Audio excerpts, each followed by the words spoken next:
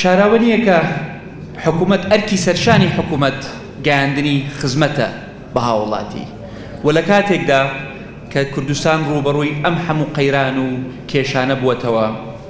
ئێمە بەڵێنمان داوە بە خەڵکی خۆمان بە هاوڵاتیەکانی خۆمان و بە دانیشتوەکانی کوردستان کە نایەڵین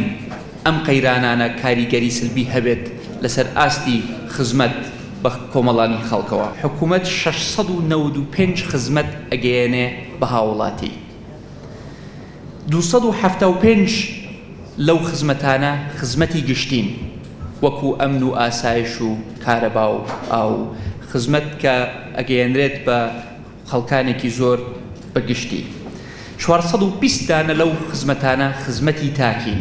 وەکو دەرکردنی جواز پاسپۆرت بێت ئیجازەی سایقی بێت یان چەندین خزمەتی تر هەن کە هاوڵاتیەک کە خزمەتخوازێک لەگەڵ دائیرەیەک ڕاستۆخۆ مامەڵەی هەیە. بۆ ماوەی ساڵێکە ئێمە کارمان کردووە لە حکوومەتی هەرێم بۆ کۆکردنەوەی یەکەی ئەو خزمەتانە بۆ ئەوەی هەم بەرچاوی ئێمە ڕوون بێ کە حکوومەت چی ئەکا